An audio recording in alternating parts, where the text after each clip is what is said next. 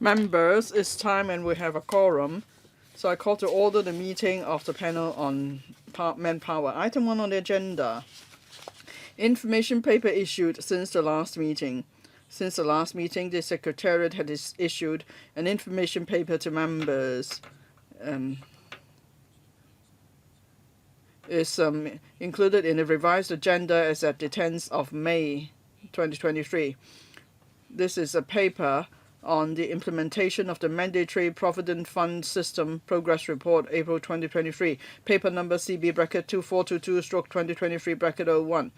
Date and of next meeting and items for discussion. First, we'll invite the administration to join us. That is Mr. Chris Sun, Secretary for Labour and Welfare, and his team to join us. So let's look at the items to consider at the next regular meeting in June. Please refer to the list of outstanding items for discussion, as well as the list of our follow-up actions. That's paper number CB bracket 2424/2020-03 bracket 01 and bracket 02. For items to discuss next meeting, the next meeting will be on the 20th of June 2023. It's a Tuesday. After discussion with the administration, we propose to take up 3 items. First, review of the minimum and maximum relevant income levels for MPF contributions. That's item 1 on the list of outstanding items for discussion. And then the second item for discussion is Hong Kong's manpower projection and planning. That's item 2 on the list of outstanding items. And the third item to consider is the enforcement of labour legislation by the Labour Administration branch of the Labour Department. That's item 3 on the list of outstanding items. If members agree to take up these items for the next meeting, so that will be the case.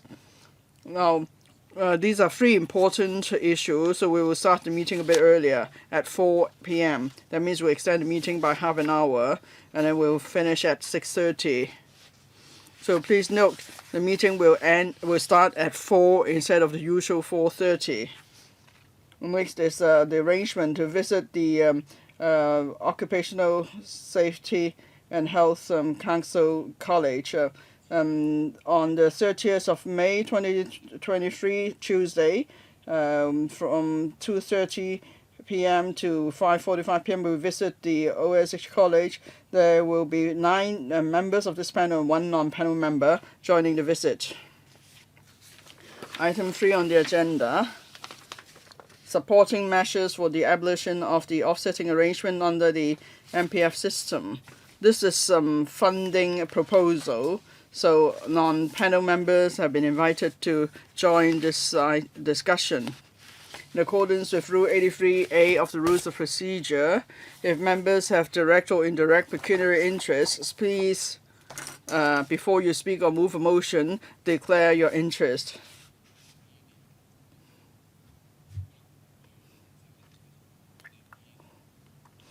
The Bills Committee on Employment and Retirement Schemes Legislation Offsetting Arrangement Amendment Bill 2022 published a report in May 2022. That's paper number CB bracket 2379/2022.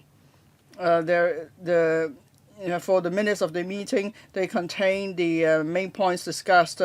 That's paragraphs 18 to 19 and 26 to 29 in minutes. Now, I'll first invite Mr. Chris Sun, the Secretary for Labour and Welfare, to take us through paper number CB bracket 2424/2023 bracket 03. Mr. Sun, please. Thank you, Mr. Chairman. As you mentioned, Mr. Chairman, now on the 1st of May 2025, as the Chief Executive mentioned, we're going to abolish the offsetting arrangement for severance pay and loss service payment under the MPF system. And we have undertaken to provide 25 years of government subsidy exceeding $33.2 billion to employers. So for the government subsidy scheme, GSS, to work well, we need supplementary information system. So the item today is mainly about this information system.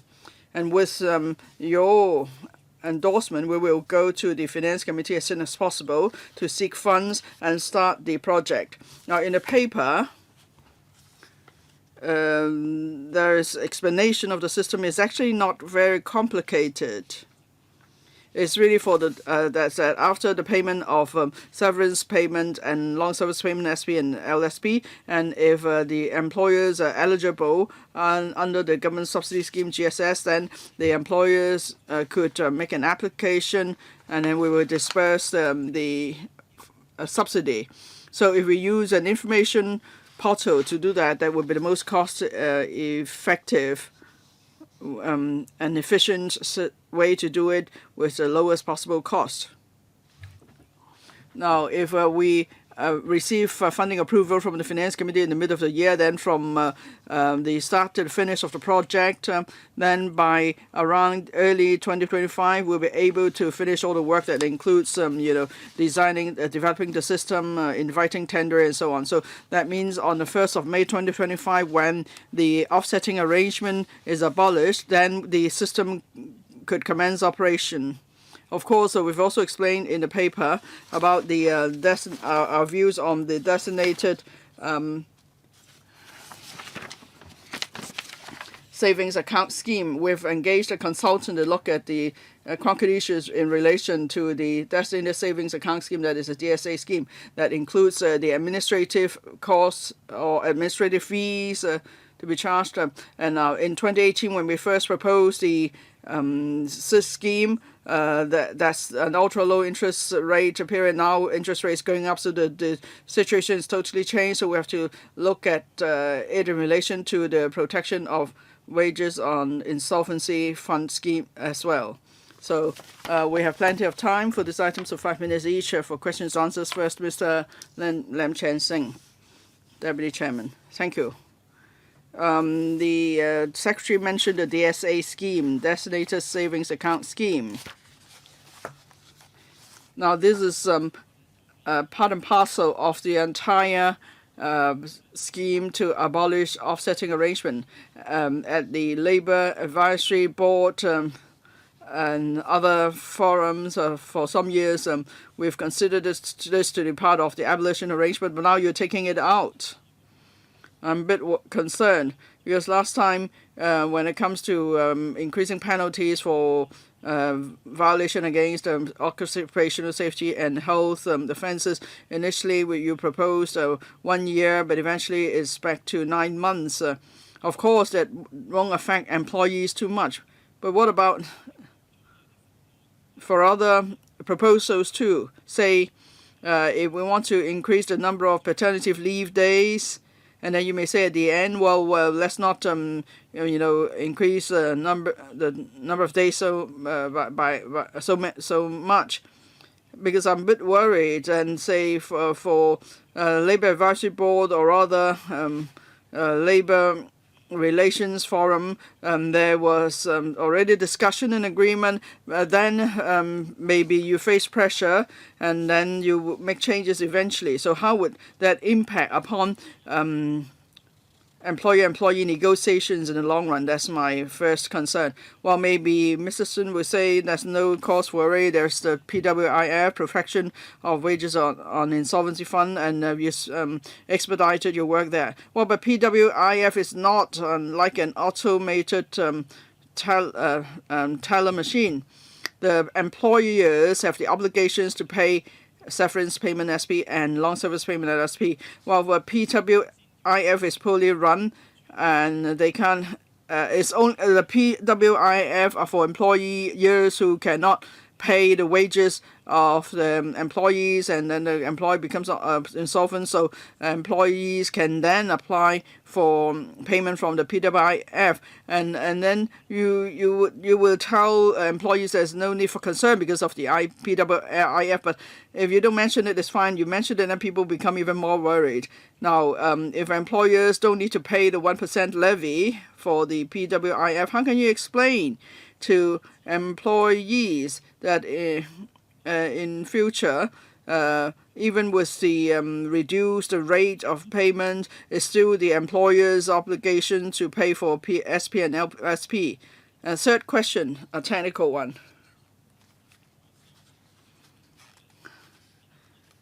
Now, there is a system to deal with the additional this disbursement of maternity leave pay. And then while you're promoting a smart government, you probably have other systems to make different payments. But can you integrate all the systems into a single platform? And then in future, you could just add more payment items to the platform. So what's the consideration on that? Mr. Sun? Well, all three are good questions. Let me take them one by one. First, SP, LSP. Well, employers know that very well, and we will keep publicizing the message. Under the Employment Ordinance, it is the statutory duty of employers to pay SP and LSP. It's against the law if they don't pay it. So we'll then pursue them. We will even take them to court. So it's always been arrangement. This is specific, and we've never made changes. But then after we abolished the offsetting arrangement under the MPF system, starting from the 1st of May 2025, for SP or LSP entitlement after the post-transition date, then there's no longer offsetting arrangement, and employers have to pay the SP, LSP. So this is a clear legal responsibility. And then we have to consider, but then what we need to consider is how employers are able to afford that. Now, when employers pay SP, LSP, it's the same as when they are obligated to pay tax. So whether we have the GSS or not, employers have to make the payment. It's just that after the abolition of the offsetting arrangement, we want to give employers a transition period. And so the government, that's why is offering the GSS, and I said just now it will cost about $33.2 billion. It will last 29 years. And for the initial 9 years, there will be a capping arrangement. This is specific to help SMEs. Well, in 2018, when we proposed the DSA scheme, at the time, what was the situation like? At the time, the subsidy scheme was not formulated this way. At the time, people had a lot of questions. Employers were not sure how much they had to pay. And now we have this capping arrangement. The GSS worth $33.2 billion. It was only proposed in 2021. So since 2018, much has changed. And also, that's the first point. Second point, when the DSIA was first proposed in 2018, at the time, under the TWIF payment, the first $50,000, there will be full compensation. For the remaining, it's just 50%. And people thought it was not sufficient. And if people go for the PWIF route, it takes a long time because employees first have to go to the legal department to lodge a petition before they could proceed, and people think it takes too long. And also in 2018, it's an ultra low interest environment. And now we're talking about the DSA again. We say we need to review it, and we have to see whether there is need to proceed with this scheme, and we have to consider 4 factors. One, now we have a specific GSSAs, especially for the initial 9 years, there's capping. So there's a great certainty for MSMEs. They know exactly how much they have to pay. And then secondly, there are 2 major changes to the PWIF. Now for SP, now for the first $100,000, they will be fully paid, and for the remaining amount is to be paid by 50%. So the amount has been increased substantially. And then the third point is that we have also streamlined the PWIF process. Employees no longer need to seek legal aid. They could just go to a lawyer and ask them to represent them. So without having to go to legal aid department, that would save at least 12 weeks. So under the PWIF, we streamlined the procedures. We also increase the protection for employees. And so when we consider whether we should proceed with the DSA scheme, we have engaged a consultant to look at administrative fees because the government won't, of course, collect a dime, but there is need to pay administrative fees, and we're talking about over 330,000 employers, and this DSA has never been, done any well. somewhere else, and because with so many employers, the administrative cost probably will be high. That's the third point, so we have to consider whether it's worth it. The fourth point is about the interest rate. It's no longer ultra low interest rate. The Federal Reserve keeps raising the interest rate, so the cost of funds may be higher. Is it worth doing it to lock in so much funds?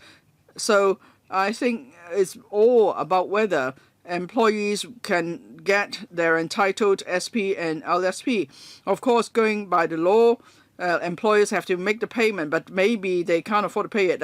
That's probably when the company goes bankrupt. And so at the end, it will still be through PWIF that employees could collect their wages and SP. And so if we're able to give such protection to employees with all the arrangements in place, then we still need the DSA. As Ms. Lam mentioned, this was discussed at the Labour Advisory Board. Of course, we will first allow discussion at LRB before coming to this council, but you have to appreciate the abolition of offsetting arrangement is a major exercise. It involves so many elements, so that's why we want to be pragmatic and practical, and then we'll proceed with each step carefully.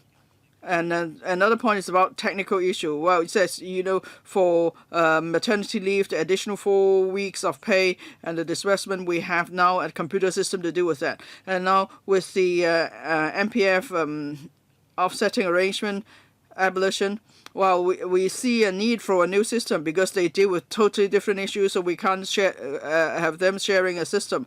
But then maybe can we have a central platform in future? Yes, we'll explore that. But then we are talking about 2025, which is just around the corner, really. So that's why the best thing for us to do now is to first focus on making sure the system is in place for the abolition of the offsetting arrangement on the 1st of May 2025. Thank you. Professor Chan Wing-Kwong. Thank you, Chair. I'm happy to see that the government has measures in place to implement the abolition of the offsetting arrangement. I have a few questions. First, the government suggested engaging consultancy or consultants in the implementation of the government subsidy scheme.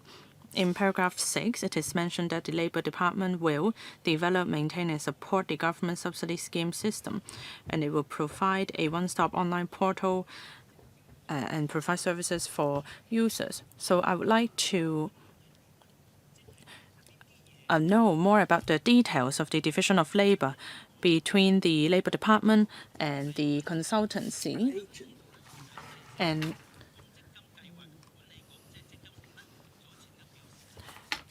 so I would like to find out more about the division of labour between the Labour Department and the agent. And for the eMPF platform, the overall progress of the implementation of the eMPF platform has been delayed for 8 months.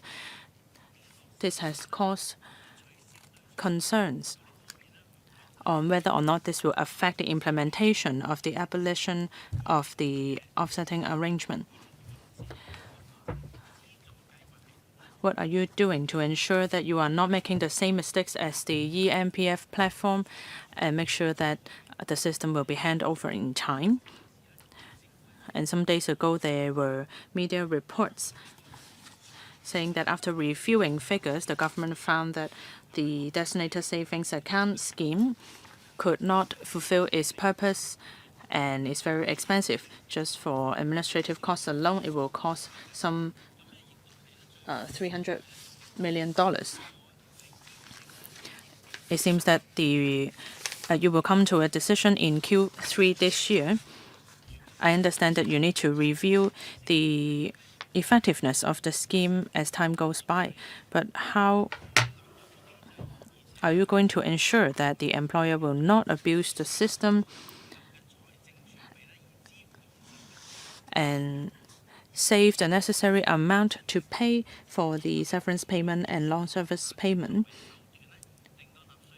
And how can you ensure that employers will not go bankrupt to evade their responsibilities? Secretary. Perhaps I'll invite the Deputy Commissioner to answer the question on technical issues. Thank you. Regarding Professor Chan's question, actually, we are drawing reference from the reimbursement of maternity leave pay scheme. We are going to engage an outsourced agent to handle the applications, details provided by employers, and verifying the subsidy amount, etc. So they are going to take care of the daily operation. As for the Labor Department, they will be responsible for the supervision of the system. The Labor Department will ensure that the outsourced agent is operating in accordance with our agreement. We will draw random samples as quality control measures to see if they are conducting the process appropriately. So the Labor Department will shoulder some supervision responsibility. So from what I heard, you mean that there will be a team of people in charge of operation and some people in charge of supervision. Will there be some overlapping in manpower? So there will be people supervising the outsourced agents. How come you don't ask these officers to actually engage in handling applications? From past experience, it seems that there is a team of people in charge of operating the system and a team of people in charge of supervising. So I wonder if there is overlapping of manpower resources. So how many people will there be in the team? Thank you, Chair. There is no overlapping in terms of division of labor. Each team member has their own responsibility. The outsourced agent will be handling the daily operation and processing applications, etc. So we believe that this can make better use of resources. Thank you. Next, Mr. Chao Siu-chung. Thank you, Chair.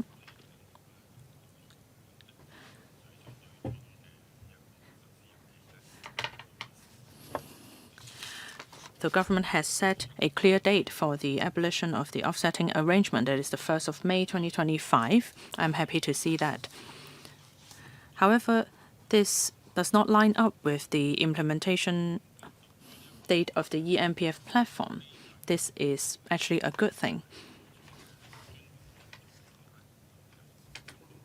I have two questions regarding the designated saving account scheme for the Secretary. In paragraph 4 of the paper, it is said that the Labor Department will aim to disperse the subsidy in a simple, convenient, and expeditious way. So, do you have a timeline in mind? How long does it take to disperse the subsidy to applicants? Why am I asking this? If you cancel the dedicated savings account scheme, employers may need to use their own money to pay the long service payment. The statutory period of disbursing the long service payment day, let's say, is 7 days. Then the financial burden of the employers will be lessened. So my first question is, how long does it take to disperse the subsidy to the employers?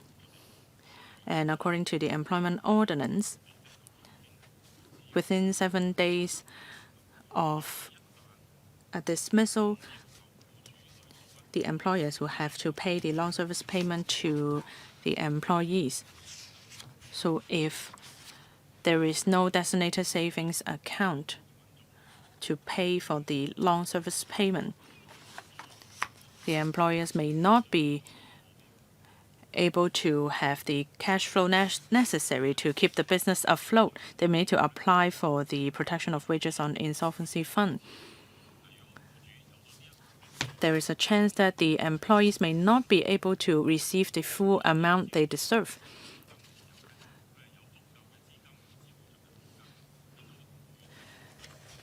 So if the employer is able to pay the long service payment, employees will receive the amount with no problem.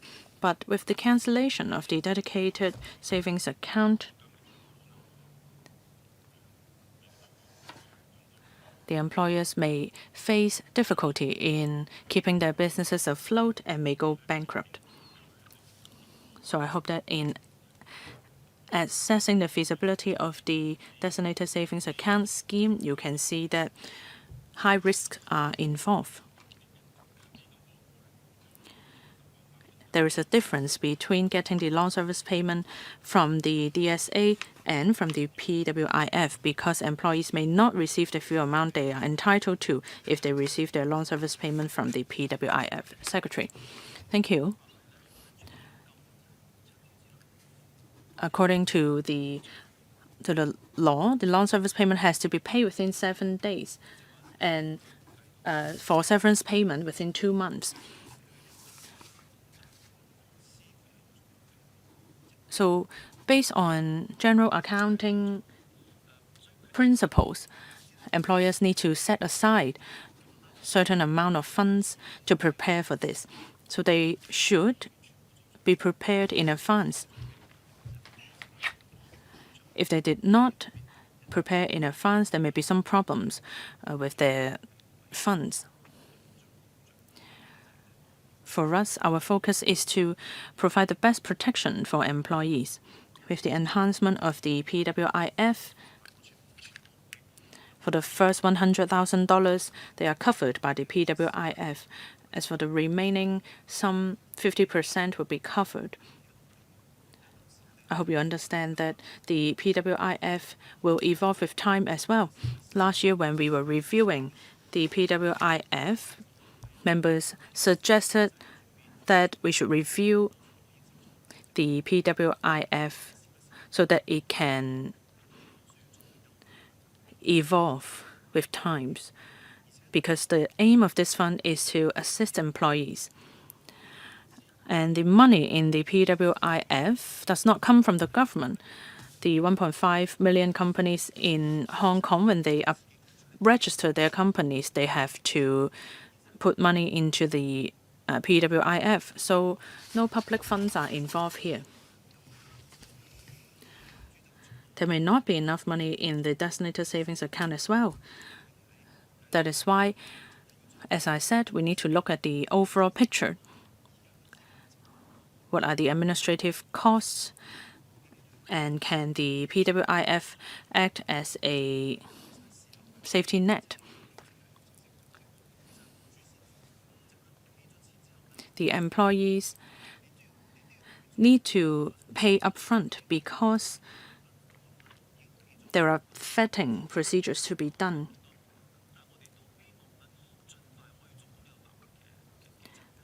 We hope that the appropriate mechanism can be put in place as soon as possible. Deputy Commissioner, thank you. Regarding processing time, our goal, of course, is to disperse the subsidy as quickly as possible.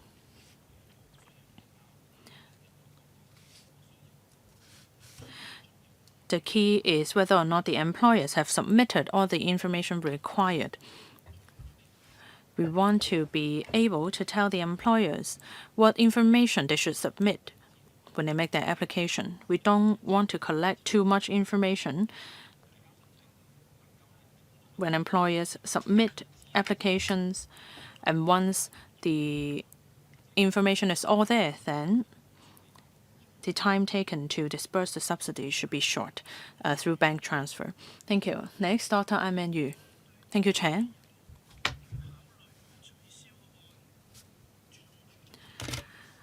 On considering the cancellation of the designated savings account. With the current economic climate, I'm sure that many employers will breathe a sigh of relief. But like what Professor Chen said, some people may abuse the system of the PWIF. So what measures will the administration take to ensure that there will not be any cases where employers utilize the PWIF to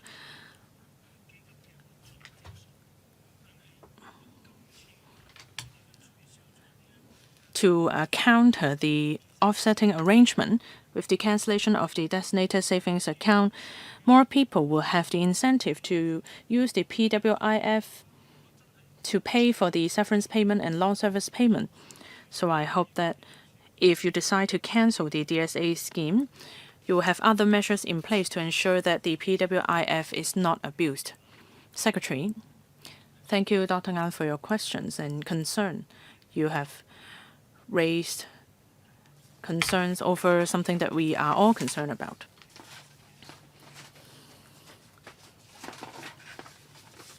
After receiving details and suggestions given to us by the consultant, and after considering all factors, if we decide that the DSA is not worth pursuing, then we will enhance the PWIF. We have been fighting against abuse of the PWIF.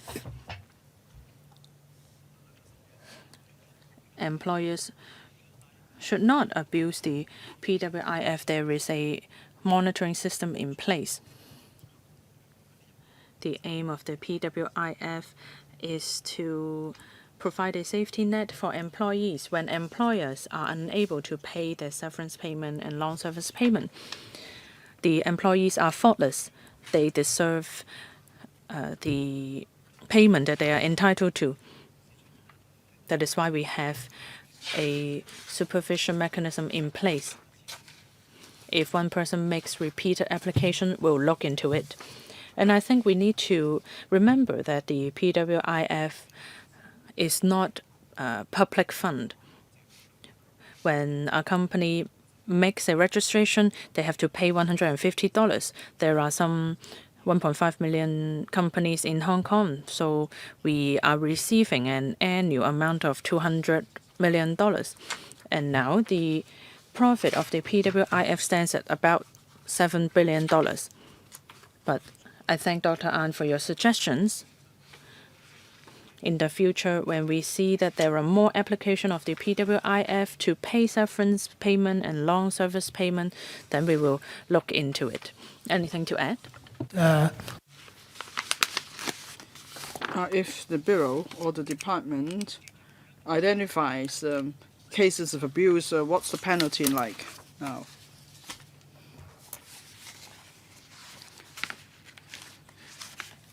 Deputy Commissioner, thank you for the question.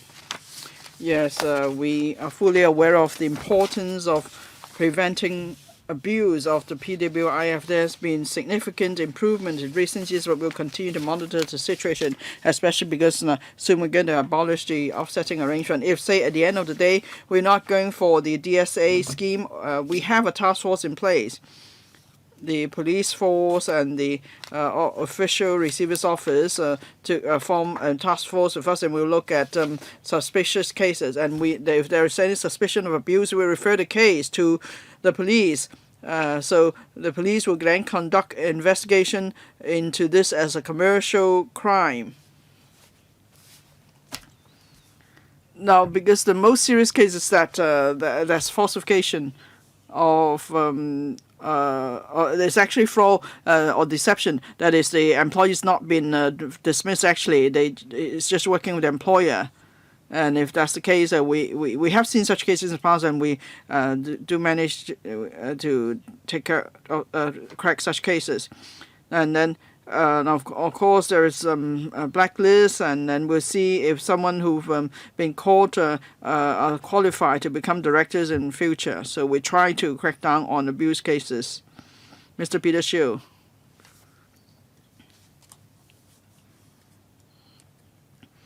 For the supporting measures for the abolition of the offsetting arrangement. Now, you're saying that you will not take forward the designated savings account scheme for the time being, and I welcome that. And the Secretary has already explained clearly there are several points to consider. First, this is actually not the right time. We've been through 3 years of the pandemic, and things are only getting back to normal now, and so there's need for consolidation. And secondly, interest rate is at a high level now, and then if you want to lock up money of people, then it will affect or slow down our pace to resume normalcy. And also, there's various new legislative requirements in place, and then the safety net protection has been increased by 70%. So that's why there's sufficient protection. That's why I support the Secretary's consideration. And actually, when I mentioned earlier, it's actually not the right time to abolish the offsetting arrangement. So the Secretary has been reviewing the situation and then has proposed changes, and I support that.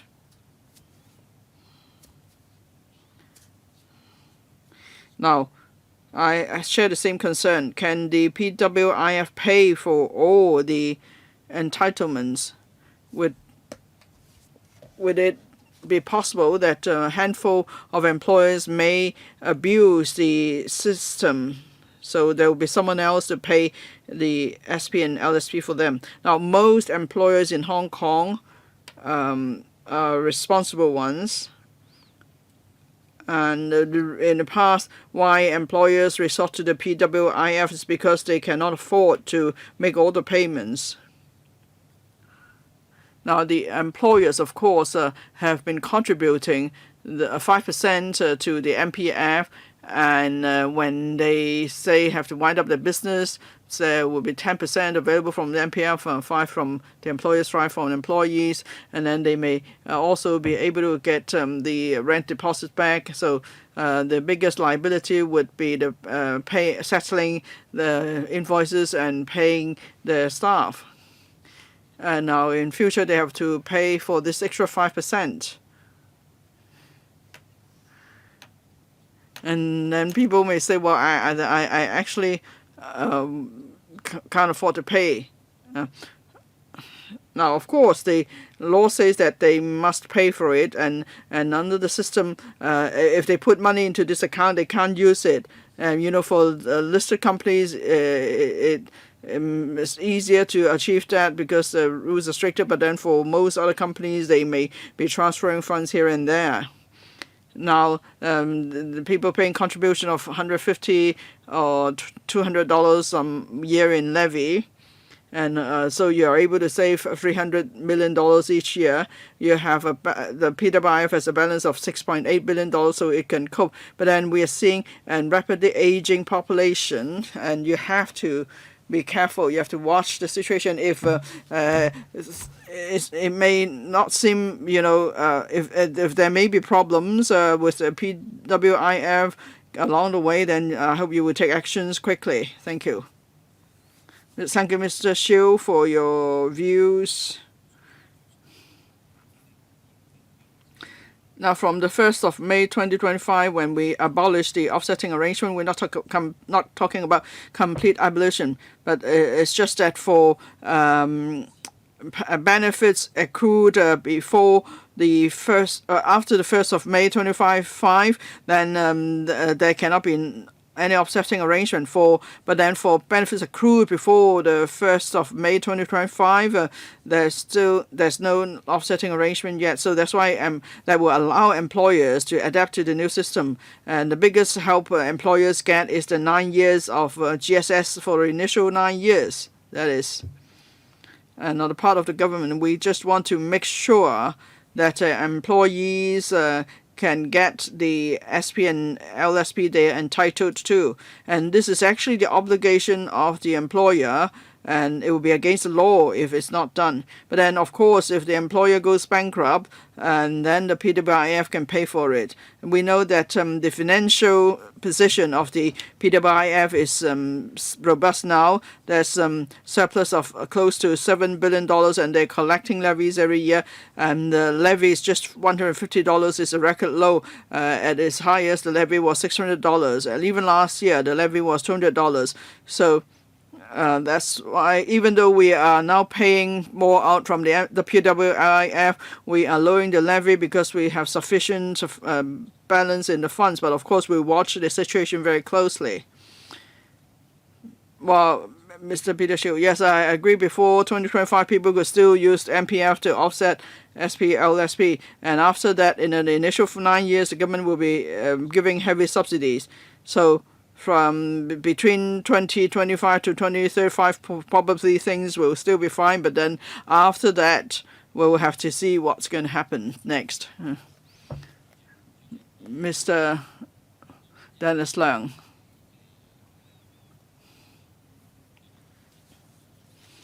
Now, at the International Labour Day reception, the Secretary for Labour and Welfare announced that the offsetting arrangement will be abolished on the 1st of May 2025, and we're happy about that.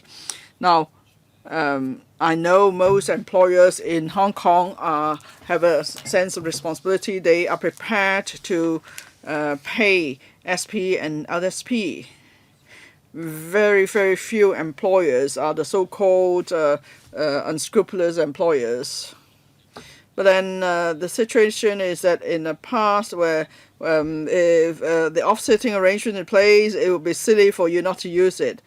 And like when we were district councillors, we had to send away our staff. Then the government would require us to make use of the offsetting arrangement so that government funds could be saved.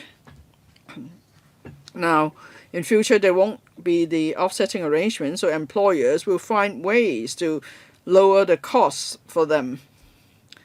So after the 1st of May 2025, well, we probably can't see it now, but maybe a year or two later or 3 years later, probably, we'll see the problems emerging, and I hope the government will pay attention to that. And then in the document, the government explains it's going to develop a system to handle applications for subsidy from employers. So the government is going to outsource the system. That means there will be someone outsourced to operate the system. But why wouldn't you consider operating the system on your own? Why won't you hire additional staff, civil service staff that is, to manage the system? Because if you outsource the system, you still have to deploy your own staff to supervise the operation of the system. So that's duplication of effort. That's something we've been complaining about all the time. So is it really the best way for you to outsource, and will it really help to save costs? So we'd like more information from the administration on that. Thank you, Mr. Dennis Leung. Now, after the 1st of May 2025, when the offsetting arrangement is abolished, we'll see if there will be any changes to employers' behavior.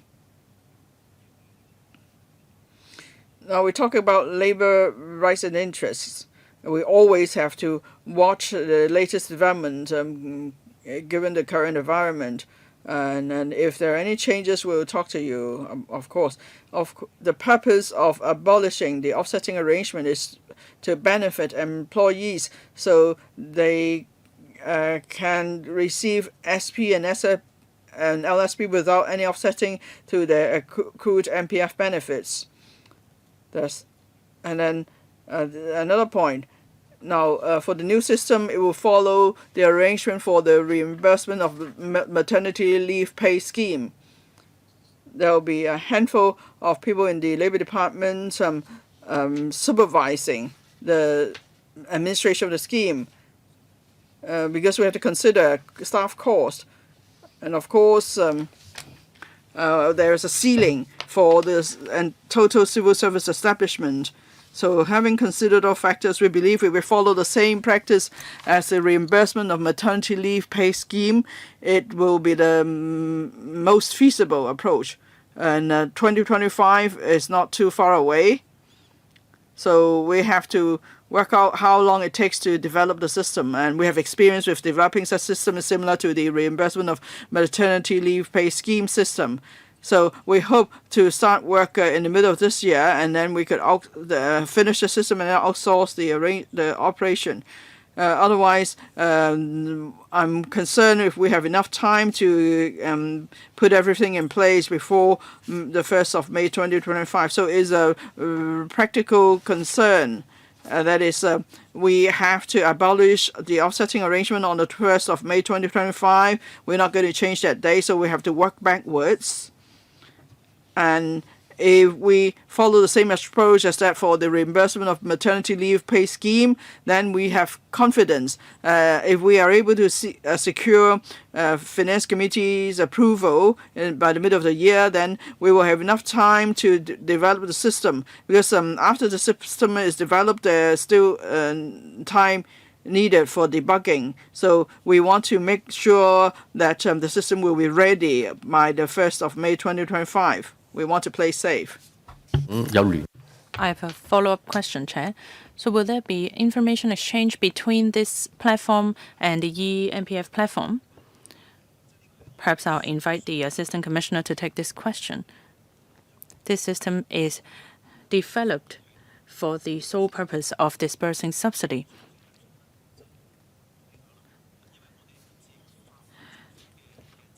When the eMPF platform will go online has no effect on the abolition of the offsetting arrangement. The abolition is a legal requirement. So if we are able to finish the platform in time, then we'll be able to implement the abolition by 1st of May 2025. Thank you for your question.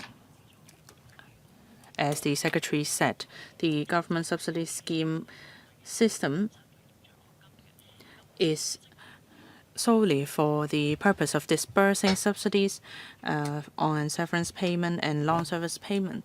The MPF has more in common with the designated savings account scheme, so these are two different issues. So now it is my turn. I would like to follow up on Professor Chan's question regarding the eMPF platform. Just then the Secretary has no time to answer. So there has been some delays, 8 months in fact, in the implementation of the eMPF platform. What measures do you have in place to ensure that this mistake will not happen again? How are you going to guarantee that the contractors will be able to hand over the system according to schedule? That is my first question. Second, I'm concerned about the cancellation of the designated savings account scheme. If it does not harm the employees' interest, then of course it doesn't matter. Employers should have the responsibility to provide for these payments. Regarding the PWIF, the cap for the severance payment is 100,000. For the remaining amount, 50% will be subsidized. Perhaps you can cancel this restriction. The severance payment in arrears can come from the PWIF. But of course, it may mean that you need to collect more company registration fee to fund the PWIF. There should be more discussion about this. There may be moral risk involved, and some people may abuse the system. There needs to be a comprehensive mechanism in place.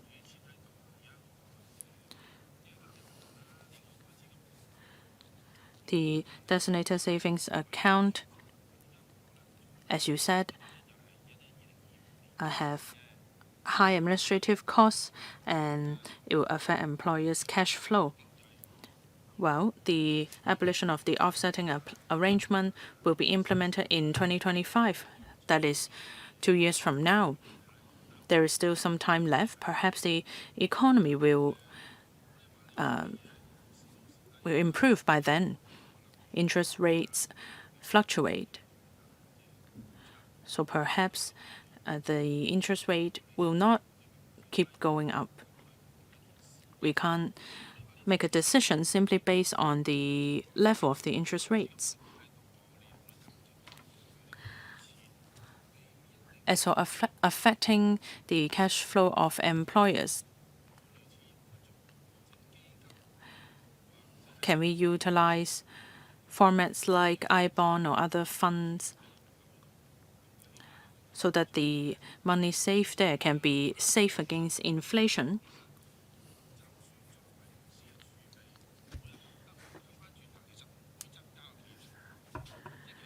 This money is set aside as company reserve. I don't think that it will add to the administrative cost of companies, because these are the funds that they should set aside in the first place.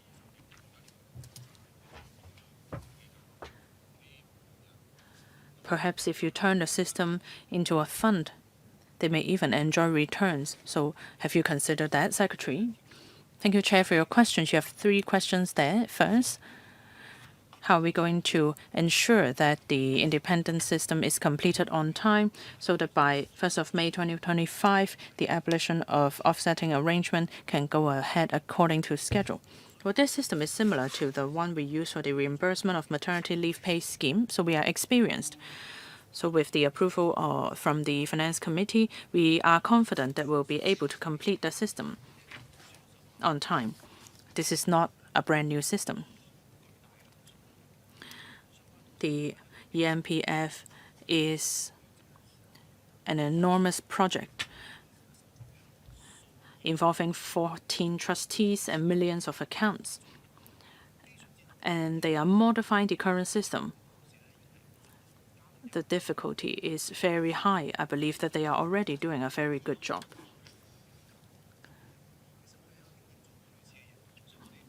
Since we already are experienced, so we are confident that we'll be able to complete the project on time. But of course, we need to gain approval from the Finance Committee. We'll be able to complete it within 18 months. Even if there are some obstacles along the way, we'll still be able to roll out the system on time. Second, on the PWIF,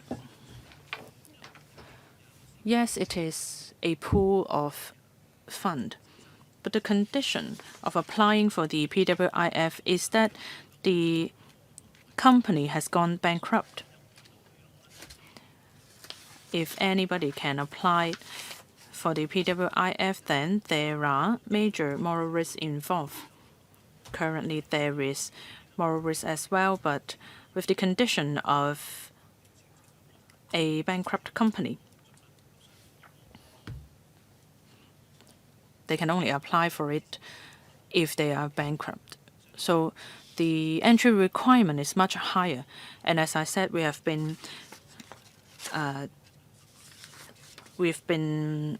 tackling the abuse of the system. And as I said, the PWIF covers the first $100,000, and for the remaining amount, it covers 50%. So there is already a 78% coverage rate. Of course, there can still be room for enhancement. We can certainly discuss that. What's important is that the PWIF serves as a safety net for our employees. And the money in the PWIF is not a public fund. it comes from company registration fees.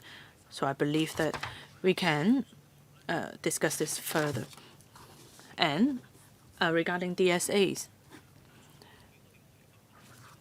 we need to confirm this when the report from the consultant comes out. But one major issue is that the administrative cost is very high.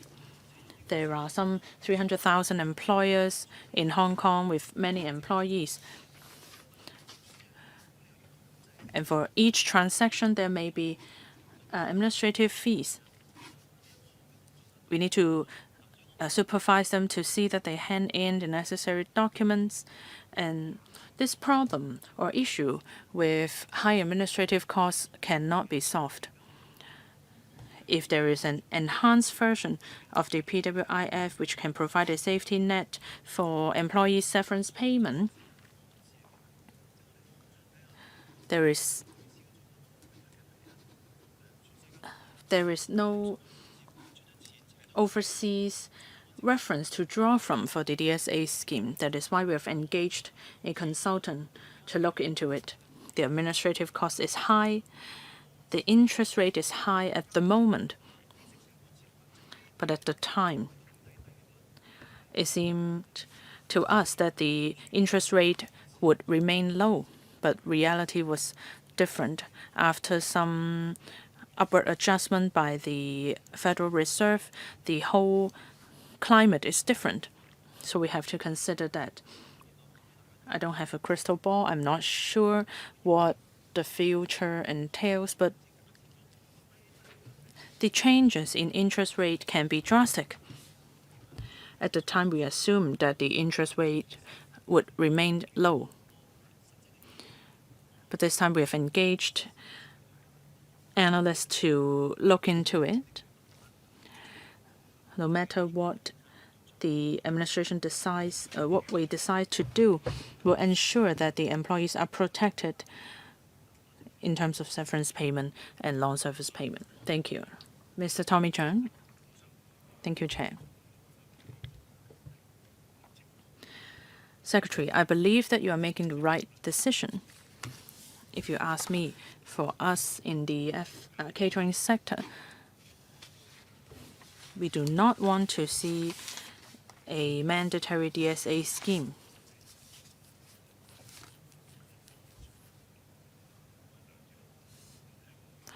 From unions' point of view, of course, they don't see any difficulty. But for employers, especially for small-sized companies, the administrative costs are very high.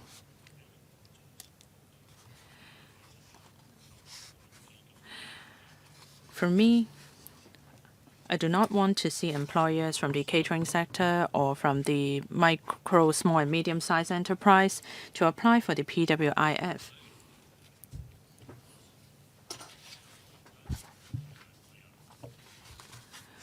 As members from unions have said, many people are applying for the PWIF. I've told my fellow employers they need to make wise investments. We did consultations in the 80s and in the 1990s. And most employers, actually all of them, said that they do not want to participate in the MPF scheme. They would rather receive payment themselves.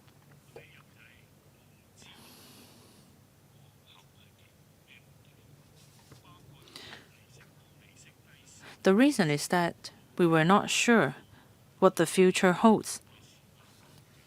Is the market going to go up or down? Or during SARS or COVID, there may be changes in the overall climate.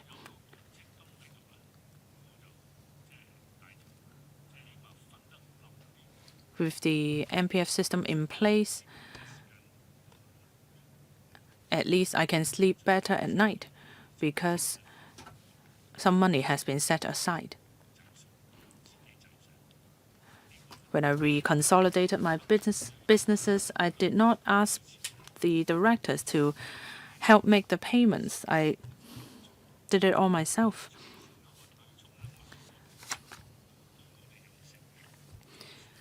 With the abolition of the offsetting arrangement, it is a major problem for us in the catering sector, since there are a lot of employees in our sector, and the failure rate of companies in the catering sector is very high.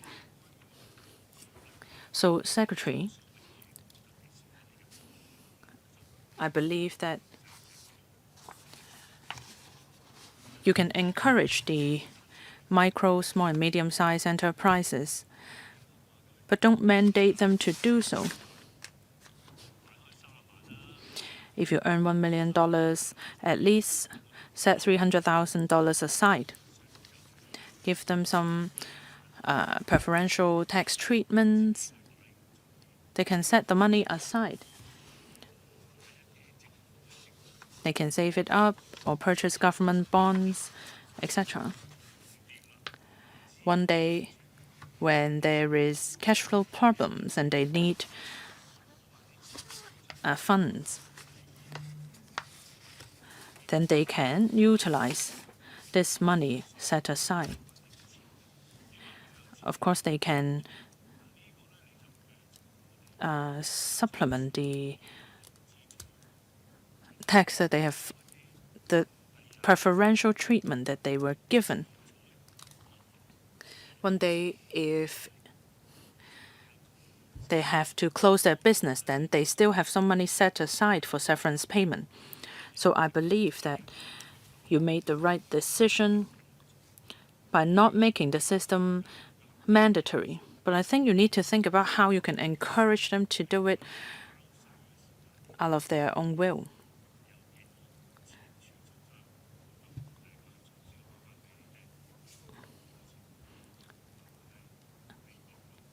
If they can set the money aside when they are making a profit, then that can be helpful. Secretary. Thank you, Mr. Chan, for your suggestions. I can't give you an answer right now, but I understand what you are suggesting. Regarding different types of enterprises, well, you have talked about businesses in the catering sector. In my understanding, for many companies, they have to set aside money for severance payment, but there is no requirement for long service payment. Sometimes they make more profit, sometimes less. But we will definitely think about your suggestions, whether or not it is possible to have lower administrative costs. But we need to discuss this with the sector. Chair, I would like to add that for major companies, those who are listed or not, I'm not thinking about one branch or two branches. I'm thinking about young people with startup businesses. They shouldn't rely on the PWIF to settle the amount of money that they owe to employees. I believe that this is a matter of education. They need to have a reserve set aside. But for us, it is already difficult enough to do. Secretary, I think that what you said, you have made a good point. It is their legal obligation to be able to pay for the severance payment and long service payment. We will step up our publicity efforts and see if there are any ways to encourage them to take their own initiatives.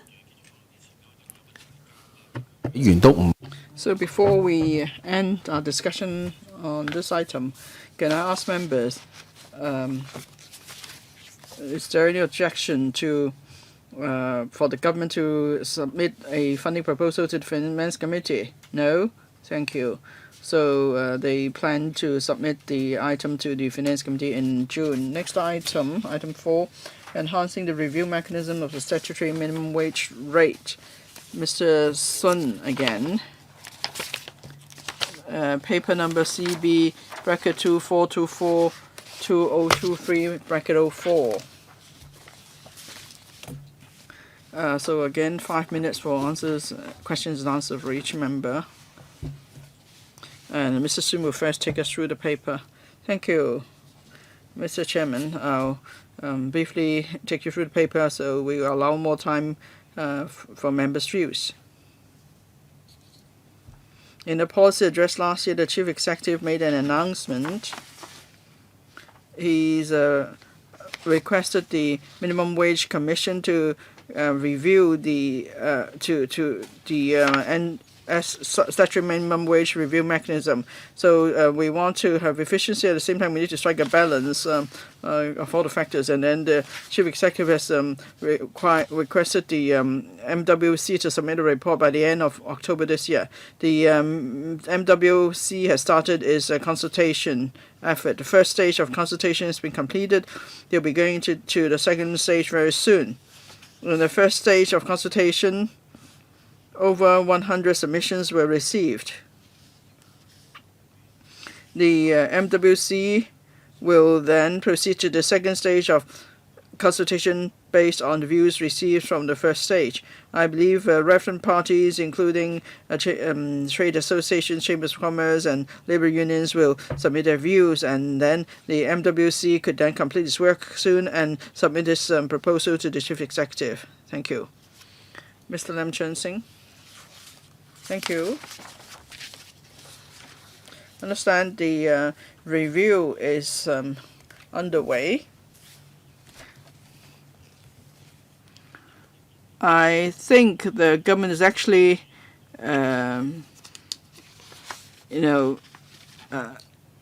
flexible about proceeding with annual review. Otherwise, you won't include the review cycle as one aspect of the review. So, and of course, your review can't be talking about review every 3 years or 4 years. So now it's every 2 years. So definitely you are thinking about annual review. Okay, so there may be annual review of the statutory minimum wage rate, SMW rate, but still you may still go by the same approach. That is, the Minimum Wage Commission has a basket of factors to consider. So there's a chance that you will be doing that. In that case, have you assessed whether the whole process is feasible? That is, collecting information, statistics from the Census and Statistics Department, conducting public consultation, consulting the relevant commission, and then prepare the subsidiary legislation. So can you complete the exercise within a year, best within 9 months? So are you able to compress the time frame? So maybe in future you'd still be adopting the same review approach, except that the review cycle is once a year. That's all. And then for your second stage consultation, how is it different than the first stage? Now maybe you will compile the views, and then you may also refer to the mechanisms in other countries, and then you may offer options for discussion by the public, maybe option A, B, C, or D. So one option is by drawing a line, because the latest SMW rate is $40. And the latest median wage is $77 or so. So it's about 51% of the median wage. And before the SMW rate was $37.50 and so on. So the SMW rate was also more or less 50% of the median wage level. So where do you draw the line, 50% or 60%? Because there are similar arrangements. Say with the maximum and minimum contribution of MPF is also based on a certain wage level. So this is one option. There could be other options too. So for your second stage consultation, will it be something like you'll be offering different options to the public for them to choose from? Mr. Sun? Thank you, Mr. Lam, for your questions. The consultation is not done by the government now. It's a consultation done by the MWC. For the first stage consultation, I understand it's an open consultation. Anyone could give views. For second stage consultation, that's my understanding, is that the MWC will be more focused with the second stage consultation based on the first stage consultation. But what is the consultation approach for the second stage? Well, that's really up to the NWC. Here is the government inviting the MWC to come up with a proposal by the end of October. So at this point, consultation is entirely carried out by the MWC. The government is not involved. Now, Mr. Lam has made some suggestions. I'm sure the MWC will hear that. So I can pass on your suggestions to the MWC. Going back to your first question, Mr. Lam, I believe your question is that if the MWC will eventually propose an annual review cycle, and the MWC will also propose adopting the same mechanism, that is to refer to a basket of factors. Well, I don't know what the final decision of the MWC will be, but we started implementing SMW in 2010, so it's been 2011, so it's been 12 years.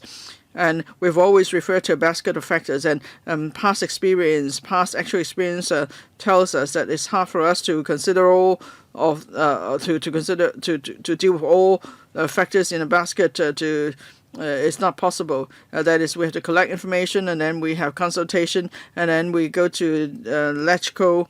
We can't see how we could do it in 1 year. This is based on past experience, of course. Mr. Lam, if I may add, the MWW, well, you keep saying that it's not the same as the government, it's a statutory body. But then among MWC members, there have always been government representatives. So don't don't say that you are not involved at all. You should be involved. That's all I'd like to say. Dr. Frankie An, well, I have a similar question to that of Mr. Lam. The MWC is now conducting consultation. I don't think it's transparent enough. Even as members, and for us who are very concerned about the review exercise, we don't know exactly what's being done and how it's being done. And for the second stage consultation, we don't know what it's like. We just know that they are supposed to submit a report by the end of October. Now, my question is, after you've received the report, will the government be conducting consultation, or will you just take on board the final recommendations of the MWC? And whether there are going to be changes to the review mechanism. Let's say if there's going to be a new approach, so when will that come into effect? Now, the MWC has completed first stage consultation. Is going to start second stage consultation soon. My understanding is from my colleagues is that they're going to start the second stage consultation in June. The whole consultation process is actually transparent. They do tell the public when the public could submit views, and they welcome views from the public. So they have been transparent and explaining the whole consultation process clearly to the public. Now, we're talking about a review exercise of the review mechanism of SMW. Of course, there have been divergent views on the SMW review mechanism. Now, MWC is now looking at the issue, and it will submit a report to the government and believe that is a sound approach. And of course, after the MWC submits a report to the chief executive, then it's for the chief executive to decide on the next step forward. But it's hard for me to give you any concrete information now. But because there are too many assumptions. So I can't really tell you what will be done next and when. All I know is that after the MWC submits a report, hopefully there is some practicable proposal in the report, and that will facilitate what we need to do next. But then it's hard for me to say what we're going to do next at this point in time. Most importantly, we want the MWC to complete the review exercise as soon as possible. So before the end of October, it will submit recommendations to the chief executive, and only then we could consider the next step. Dr. An? Well, not many of us are not aware of the consultation, so we have to wait till the report is submitted in end October before we know what you're going to do next. But then we don't even know there's this deadline of October, and we don't even know about the first stage of the consultation. And will there be a third stage or fourth stage consultation? We don't know what the consultation exercise is like. We're now in mid-May, and October is just 4 months away, 5 months away, and still we do not know what the consultation plan is of the MWC. Secretary, I understand there will be 2 stages of consultation. The first stage has been completed. Actually, MWC has been careful in designing the consultation exercise. The first stage is an open consultation. Anyone is free to give their views. And as for the second stage, I understand that the MWC wants it to be more focused. So once it decides on what to do, it will inform the public as soon as possible, I'm sure. As for the need to submit the report by the end of October, I understand that I believe that the MWC would conduct 2 stages of consultation, and then it will formulate recommendations and a report for submission to the government. Mr. Sunny Tan, thank you, Chair. I have some suggestions, and I would like to see how you respond to them. Well, to my understanding, there is no established direction as to whether or not the review should be done annually. So you should adopt an open mind to tackle the issue here. So I hope that you can let us know. You can explain your stance more clearly to us.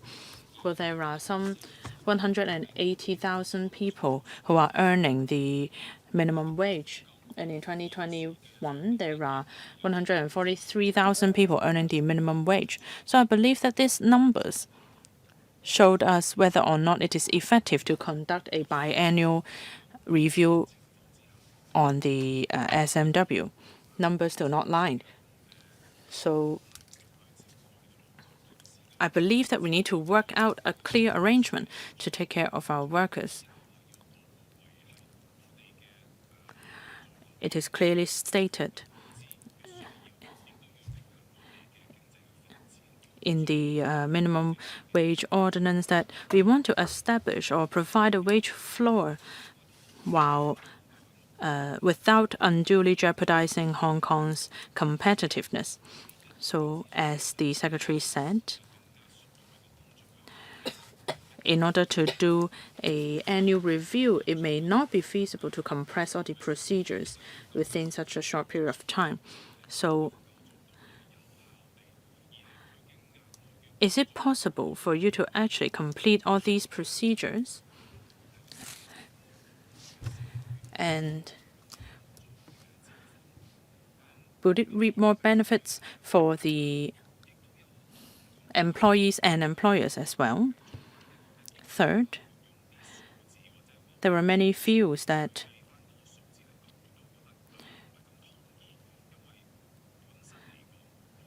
we can adopt a formula-based approach in our annual review. Well, I do not agree with that because there are other aspects that cannot be reflected quantitatively. There are other qualitative factors at play on Hong Kong's future development. how can the government strike a balance between both sides and come up with a good solution? I hope that we can take a pragmatic and rational approach so that we can come up with a suitable approach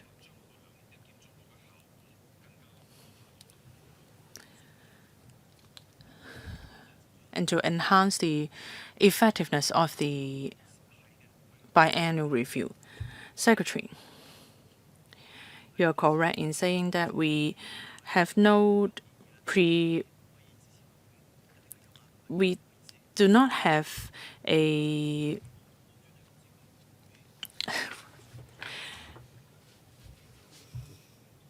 predetermined direction as to whether or not there should be an annual review or biannual review, etc.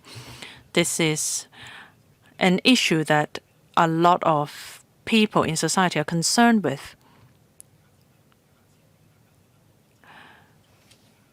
Let's say that the review period is no longer 2 years. Let's say it is 1 year. How can this be done realistically? How can the MWC provide recommendation for the government within this time frame? As I said, an array of indicators have to be considered, and sub-legislation has to be passed electrical. We don't see the feasibility of doing all these within 1 year. This is not a stance. If the MWC considers that the review period should be shortened, then we need to find measures to tie in with this timeline.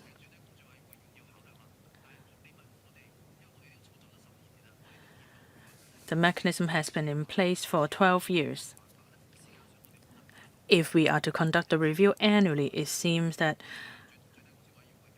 it can be very difficult to achieve. But we are still waiting for the recommendation from the Minimum Wage Commission.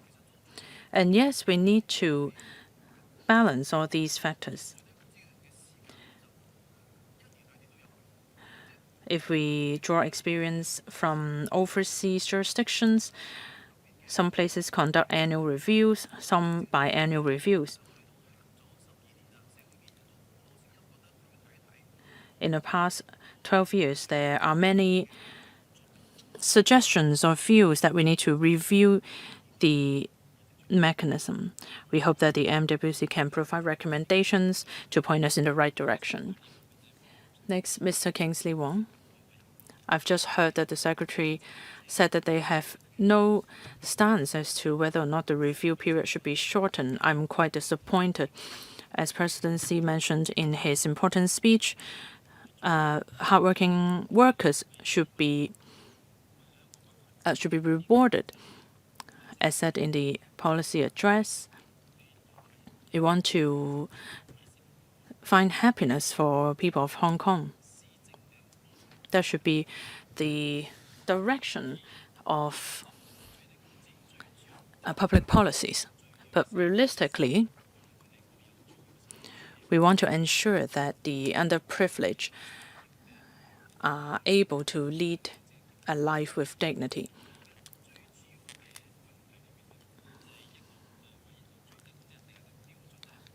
The major issue is that the level of the SMW is set too low. It is currently at $40 per hour. In 2011, the amount was at $28.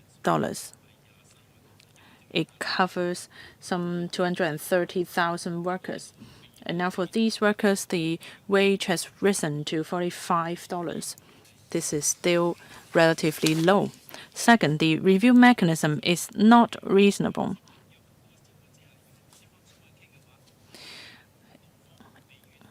The employer always have an edge when it comes to negotiation, so employees will not enjoy any benefit from negotiation of wage level. In 2019, the level was at $37.5. We need to have a reasonable review mechanism so that we can find happiness for Hong Kong people.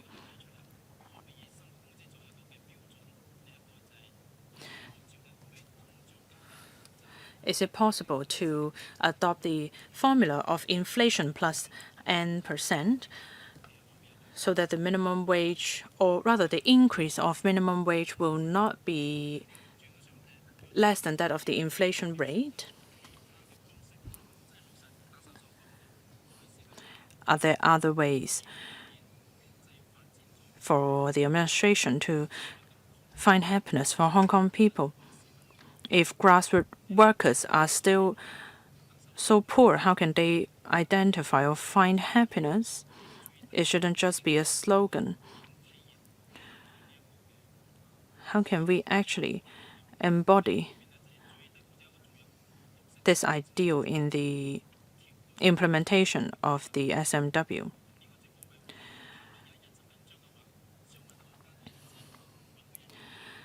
Representatives from the business sector said that with an increase of 10 to 20% of wages, they still could not hire enough manpower. So we need to consider whether this can serve as a means to attract more people to join the employment market. And there are government representatives in the MWC. I hope that they can fulfill their roles.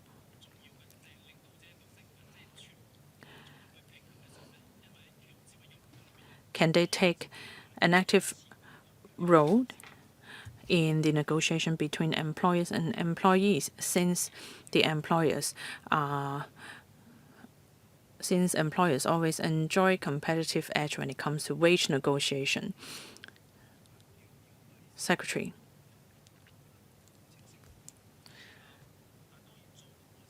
The current term government is dedicated to providing happiness for Hong Kong people. But we need to have a stable mechanism in place. Since there are many different views regarding the review mechanism of the SMW, so the Minimum Wage Commission is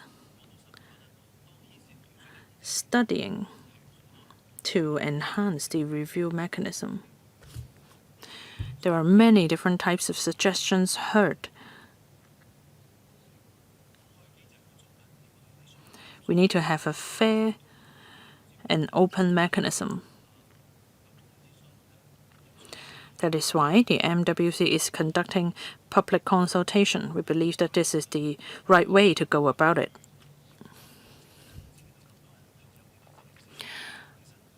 As for whether or not more people will join the labor market with the upward adjustment of the SMW,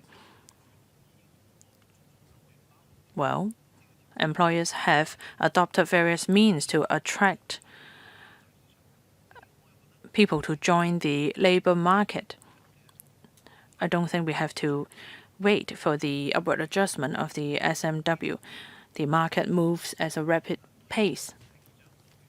How can we ensure that employees can enjoy better wages? Of course, the SMW is one way to do it.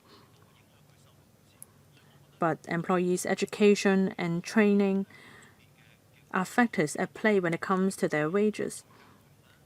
Can we step up retraining efforts for middle-aged employees so that we can help sharpen their skills?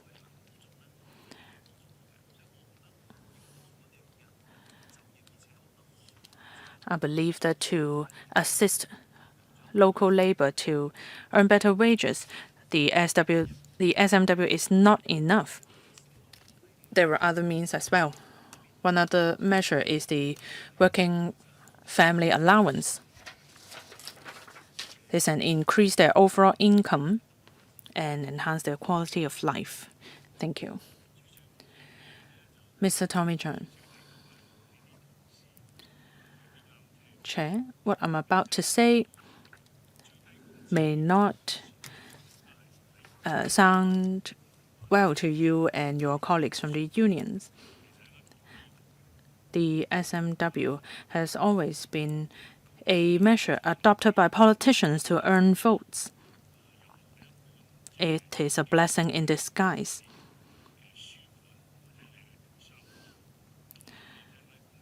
If you take a business course or read books related to this issue, you'll find out that wages should be linked with productivity. This is how we can enhance competitiveness. If the SMW is used as a bargaining chip by politicians, this may actually harm people's career or employment prospects. Micro, small, medium-sized enterprises may lose their competitiveness, and they may take their businesses elsewhere.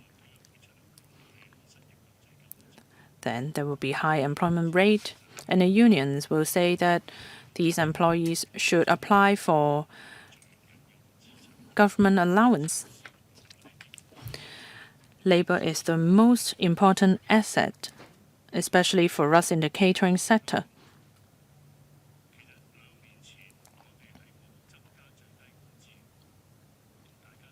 Two years ago, the SMW was not adjusted upward. We all saw what happened.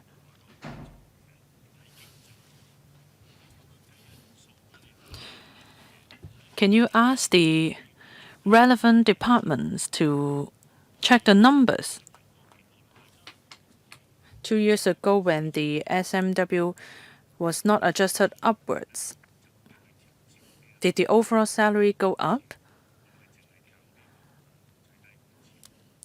The market has ways to adjust salaries or wages by itself.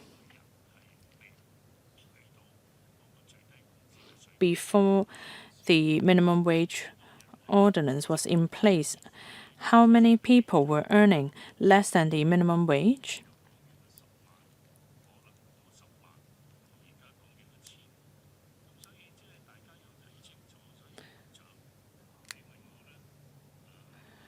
We need to see the whole picture clearly. If you ask me, of course, we can review the SMW anytime. But for me, I believe that a 2-year review period is already achieving the government's original aim.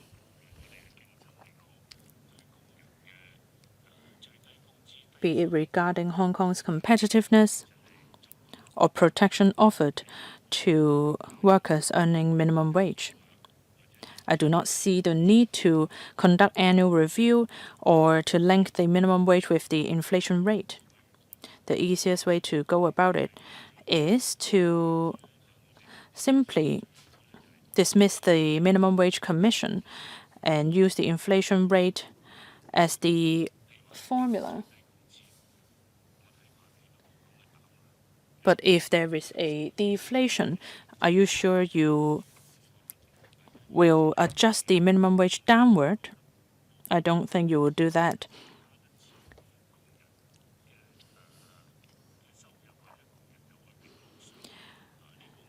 If the minimum wage is not adjusted upward, it does not mean that the employees are being exploited. Especially for us employers in the catering sector, we want to keep our employees happy because they are an important asset when it comes to us making profit.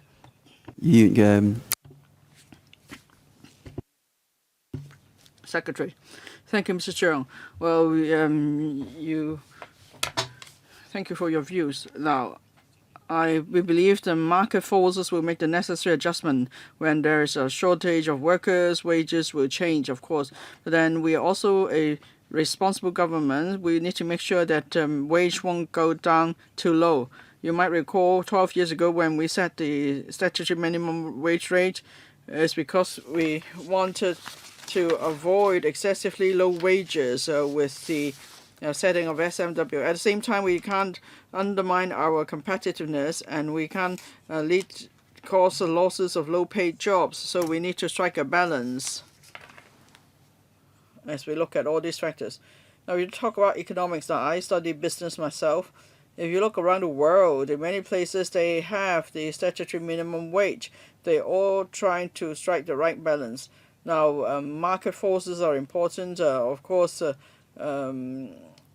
wages are determined by the market. And the mainland also has some minimum wage. So there's no conflict here. As long as we sure about the objectives of the SMW, which is to avoid excessively low wages. But then for most people, their pay is determined by the market. The secretary said he studied business or economics, but then SMW is not in every single country. So you can't say if it's only because it's in most countries, then it's economically right to have SMW. Now, if we talk about the first lesson on economic theories, wages should be linked to productivity. There shouldn't be statutory minimum wage. The SMW should not be decided by inflation rate, but by productivity. Next, Mr. Chao Siu-chung.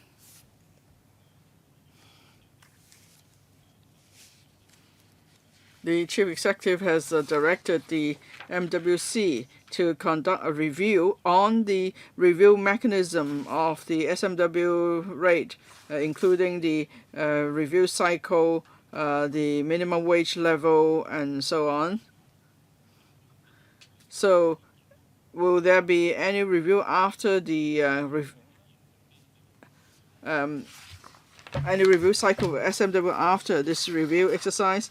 And will there be any change to the review mechanism of SMW instead of referring to a basket of factors as it is the case now? For annual review cycle, it's obvious it's necessary.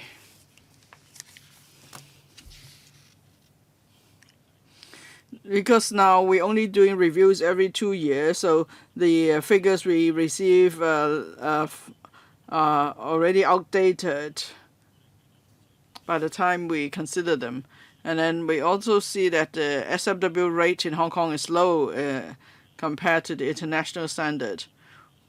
We want to keep close to the nominal wage, but it's been difficult. And the SMW has been in place for over 10 years. We can see that the overall increase of SMW falls below that of the increase in the nominal wage. So annual review cycle is definitely essential, but is it possible? Can it work? Now, I don't agree with the Secretary that if we adopt the existing review mechanism, it's not possible to have annual review cycle. But I think we can just look at the wage survey, which published every March. So we could take advantage of the these statistics for reviewing SMW. And secondly, the household survey is also done every quarter, so it's not the case that we can't collect enough data. Now, if we could start a public consultation in May for 6 weeks, and then we could, the MWC could then assess the statistics. So by around October, November, the report can be submitted to the Chief Executive. Of course, it takes a while for the report to be considered by the CE from past experience. Usually, the report is submitted in October. It's only in January the following year that the CE and Council will consider the report. So we could definitely have an annual review cycle and still consider all the factors. If, say, the outcome of the MWC's current review exercise is that there's still no consensus among the different parties, as has been the case in the past, and how would the government handle it? That's the first question. Secondly, about your the review mechanism of SMW. Now a basket of factors is considered. But in future, will you consider a formula? I think we can do calculation by a formula. And the formula should reflect the nominal wage changes of workers. The other should track the changes of the CPI. So then you could just come up with a straightforward formula for working out the SMW rate annually. Okay. Secretary, well, Mr. Chow has raised many suggestions. At this point, I believe these suggestions are useful for consideration by the MWC. I'm sure Mr. Chow will submit his views to the MWC. And as I said, at this point in time, it's still the effort of the MWC. The MWC will submit a report to the government in October. The government, of course, will have to consider the next step forward. Now, there is not yet views from stakeholders and so on. Today, of course, members have put forward your views. We're grateful. I'm sure Mr. Chow will also submit his views to the MWC. He asked a number of questions, but we have to wait till the MWC submit the report to the Chief Executive before there's a basis for further discussion. Now, but I'd like to respond to a point about some figures lagging behind under the current review mechanism. Every year, the CE invites the MWC to review the SMW rate. It's not the case that all information is outdated. We have current figures. We have current data. Of course, they will be from some time back because we're talking about statistics. Mr. Chow, of course, was involved in the work of the MWC. You know that the government economists will have to do projection. So they are not concrete figures, but they are projections. And they are actually educated guess. It's because there is professional consideration and study of the figures before the trend is worked out for the coming year. Thank you. Mr. Kwok Wai Keung. Thank you. As the Secretary pointed out, there is SMW in many countries in the world. Well, some may think because there are elections in other countries, there are politicians in other countries, but this is an oversimplistic argument. It's totally, it's not in touch with reality, and it cannot hold water. Now, some suggested that SMW is just for politicians to win votes. If that's the case, how come the country is proposing co-prosperity? So who will benefit? In Hong Kong, we want to promote prosperity. It's going to be challenging. I don't know how you're going to achieve that mission handed down to us by the government, by the country. Now, Hong Kong is one of the most expensive cities in the world. If you want to just survive in Hong Kong, it's not easy. You may make some money, but then where does that go first? The money goes to the real estate developers. We have to pay our mortgage or pay the rent for our homes. And then we may also face exploitations at different levels. And so if we want, and we're just asking that our quality of living improve, is that really such a shame? Our country leaders and Mr. Zhang at the National Security Education Day already mentioned that there has to be proper governance before we could have prosperity, and then when the economy is developing well, then we need to be able to allocate resources properly so that there will be long-term stability. So some are not doing that. We now enjoy prosperity, and then they won't do anything on their part. And if the chaos, then they complain the government's done a poor job. I think more importantly, we have to consider the public anger if we do not deal with livelihood issues properly, and then that will in turn will lead to turmoil, and that's something we have to learn very carefully. Now, SMW has been in place for 12 months. So for the upcoming reform, it cannot just be about annual review cycle. If all this review exercise just about an annual review cycle, there's no reason why it should be included in the policy address. Now, the so-called basket of factors, they mean nothing. Every time, how is a decision made? I'm sure you know it very well, Secretary. And always the arguments are just about 30 cents or whatever. It has nothing to do with the basket of factors. Whether you consider basket of factors or not, the amount will come up the same. So if you are doing so much to do this review exercise, you should link it to, say, medium wage or whatever, say 50 or 60% medium wage, and that's it.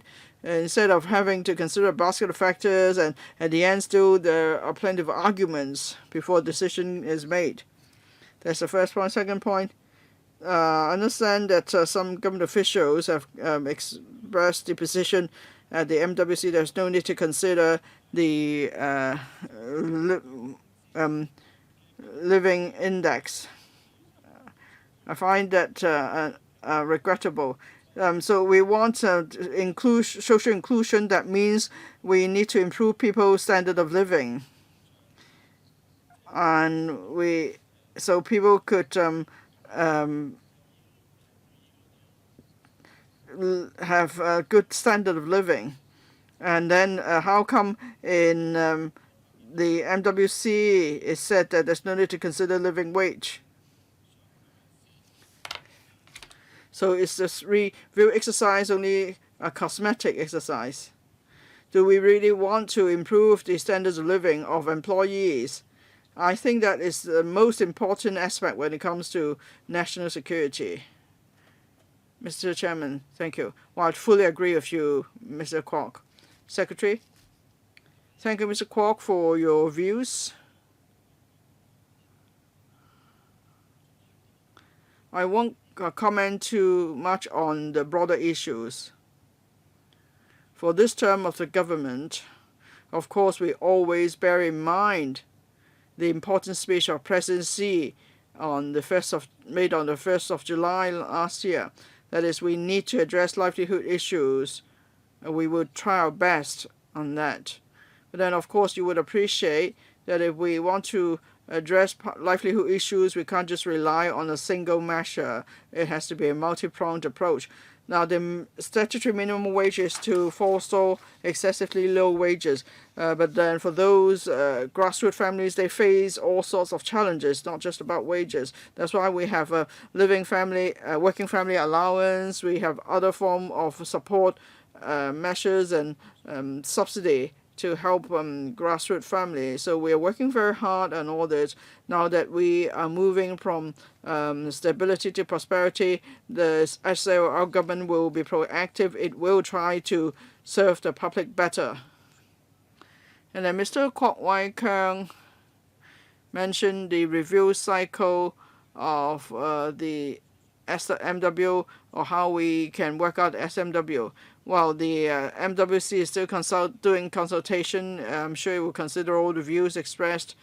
Please make the most of the consultation and put forward your views clearly to the MWC. The MWC will then have internal discussion, and then it will formulate its recommendations for the government, and then we'll take it up from there. Now, the MWC, of course, must fulfill the functions under the minimum wage ordinance. That is, we have to forestall excessively low wages. They have to consider Hong Kong's competitiveness and so on. So the MWC does have to consider a basket of factors. Well, I must mention in Hong Kong we have ultra low taxes, and if it's tough to do business here, then if you go overseas where taxes are high, then it will be even tougher. And then for But then in the workplace, if poverty is generated, the government will be the state safety net. And we talk about the distribution of resources. Now in Hong Kong, because we have low tax regime, so it's difficult for the government to help the poor. The government is not doing enough because we're talking about extensive coverage. 多謝主席。 Mr. Dennis Leung, Chair. As a member representing the labor sector, I would like to express our views.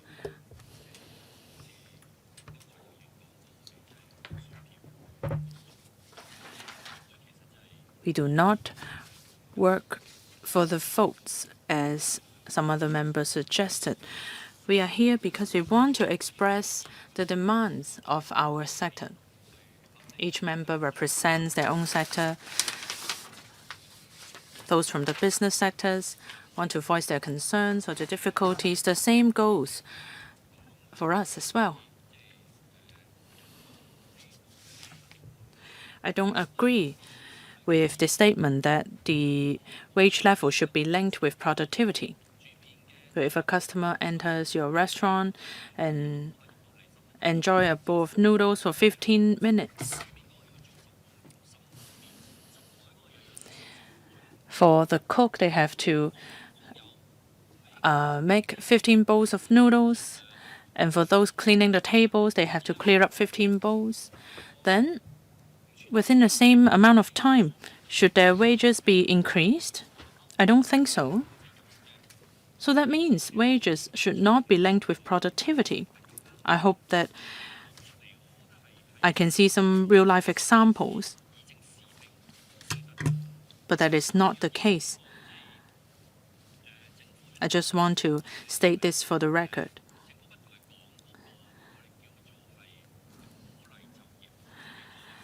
Second, the government encourages people to seek employment proactively.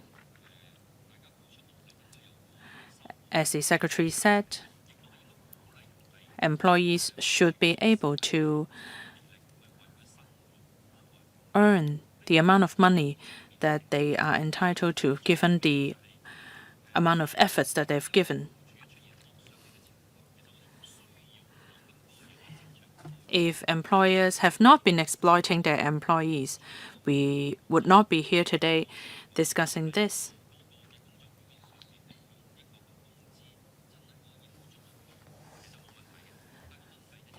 If the wages are able to satisfy the employees, that is fine. But exactly because there is exploitation going on, that is why we are here. We want to protect the livelihood of our people. So here, sincerely, I invite the administration to step up.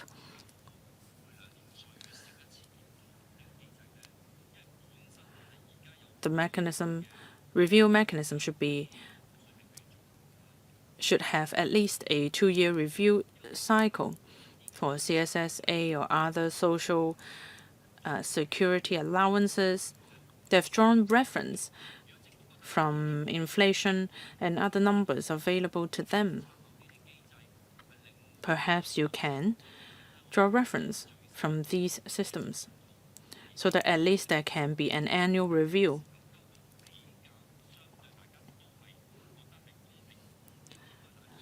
And the percentage proposed will be more widely accepted as a fair, open rate. This can help prevent excessively low wages of all employees in Hong Kong. Secretary.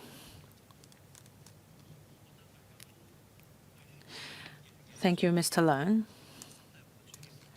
I believe that all members here today are dedicated to serving the public. Of course, you spoke in support of employees in Hong Kong, but of course, you support the development of Hong Kong as well. It is normal for representatives from different sectors to have different views. Not just in Hong Kong, the same goes for other places as well. We can all express our views, but in the end, we have to think about the benefits for the whole society. At this point, we do not have a stance per se because we have engaged the Minimum Wage Commission to conduct a review. After they have given their recommendation to us, of course, we need to conduct follow-up actions. I hope that Mr. Leung will pass his suggestions to the MWC as well. Different members here today have different views. Let's say for the review period to be shortened to 1 year. On this issue alone, there are many different views already. And this is perfectly normal. I hope that together with the best interests of our society at heart, we can handle the review mechanism effectively. Before I invite Mr. Chu Kok-kang to speak, I'll extend the meeting by 15 minutes. Mr. Chu Kok-kang, thank you. According to government figures, the number of employees earning minimum wage is decreasing. However, I'm skeptical about that. How will the administration collect the relevant data in a more precise and targeted manner? For example, the sectors that these employees worked in, etc. Can we scrutinize this data to set up different minimum wage level at for different sectors? For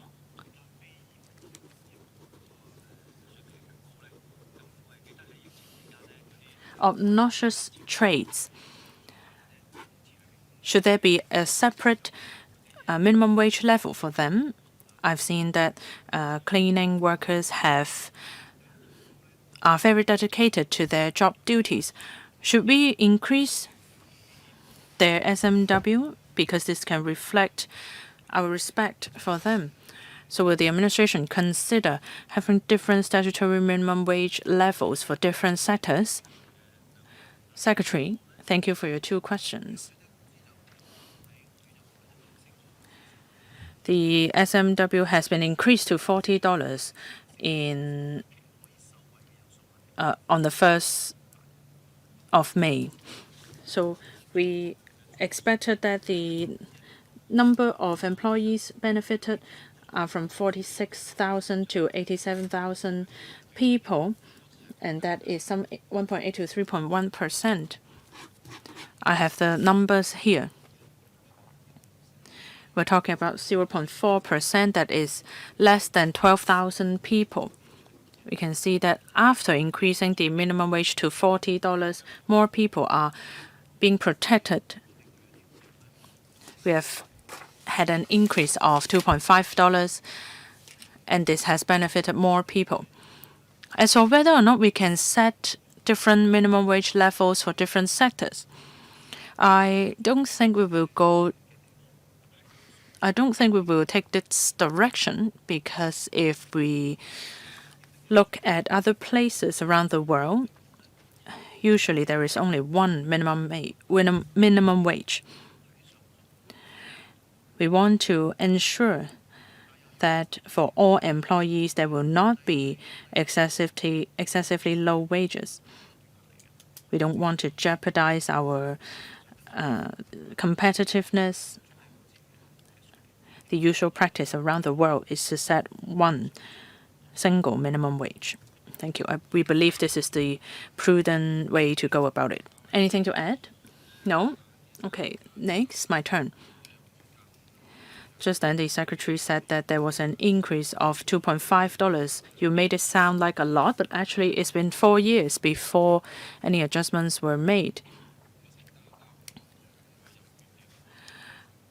The government was very hesitant in reaching a decision, and the minimum wage level was frozen.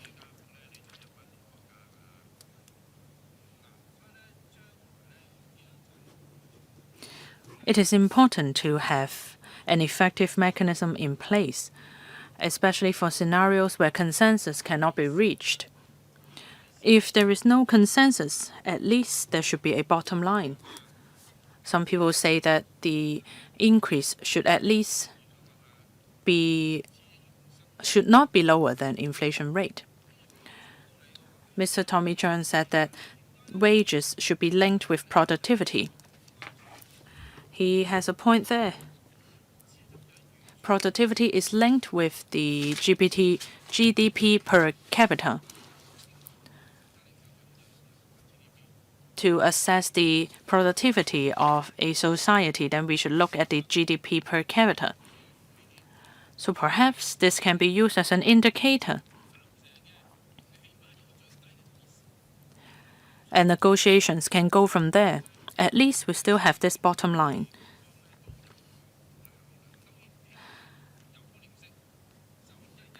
Of course, for us, we hope that there will be a formula and an annual review.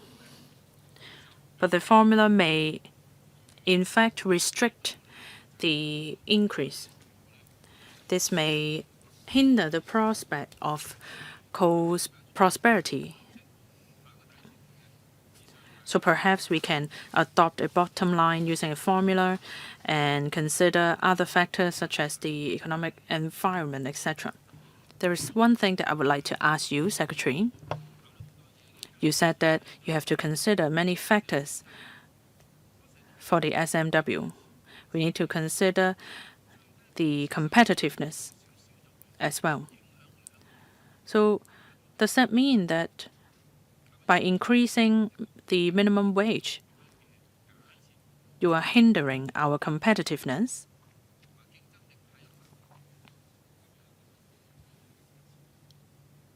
Is this the assumption that you have made? Thank you.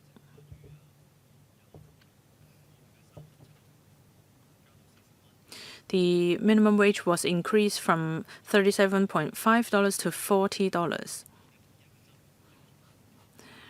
The review period was 2 years. So for us,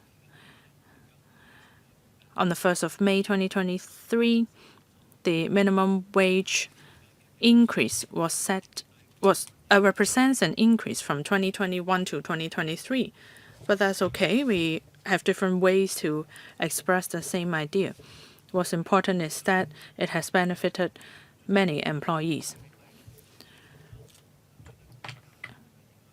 A more important point is that whether I think an increase in minimum wage affects our competitiveness, I do not mean that at all. According to the minimum wage ordinance, every time the Minimum Wage Commission makes a recommendation, there are many factors at play. I do not mean that with an increase in minimum wage, it will affect our competitiveness. I was only talking about the different factors that they have to consider. They have to consider all the factors before they can make recommendations. Okay, the Secretary has clarified that point. For those who are following this meeting from the business sector in particular, so don't get the impression that if SMW is increased, it will affect our competitiveness. That is not the position of the government or the Secretary. If I may just add a point, there is this World Competitiveness Report. This is the most authoritative report. Our competitiveness is ranked 5th. Before us, there are Denmark, Switzerland, Sweden, Singapore. For all these countries, they have high SMW levels. Some, the SMW is close to 100 Hong Kong dollars. If you take Singapore, our closest our neighbor, for them, the minimum monthly wage is 4,500 Singaporean dollars. That's 26,000 Hong Kong dollars a month.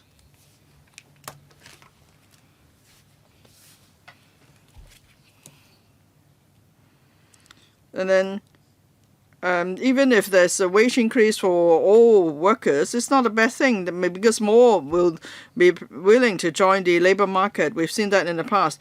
Now, since there's SMW in 2011, we've seen higher labor participation rate. Now and then people join the labor force, they earn money, then they will boost consumption. So you have to consider such economic factors as well in your basket of factors.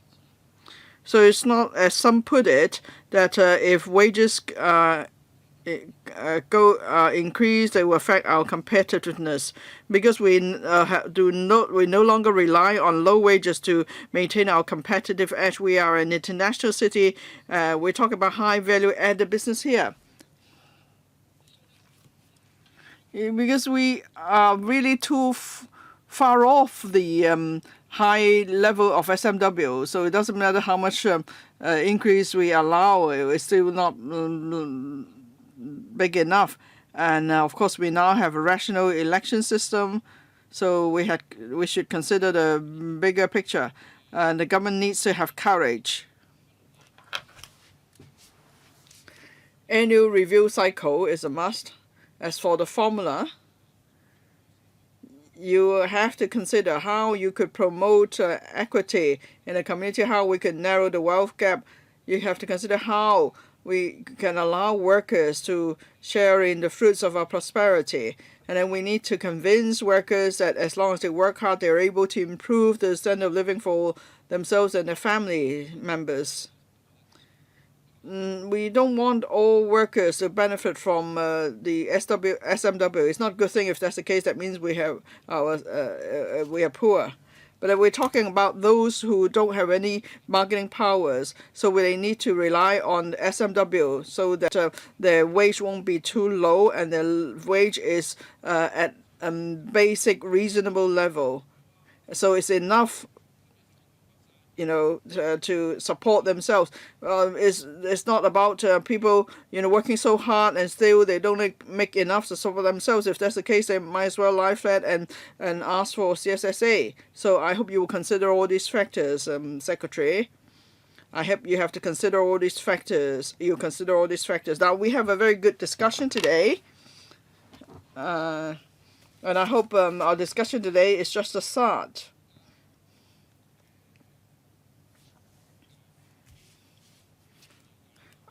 I hope you reach out to the labor sector, to the grassroots sector, and learn about what they think. Why is it that some are earning SMWs and they are still working? We really should respect them. It's only $40. It's a low wage, and they are still willing to go to work and earn that low wage. So really, you have to show your respect to them for their self-reliant spirit. So this is a very important issue. I think that's the end of our discussion. Anything else from members? If you still wish to say something, it's fine. If not, then we move on to any other business. Anything else under AOB? If not, the meeting is adjourned. Thank you very much.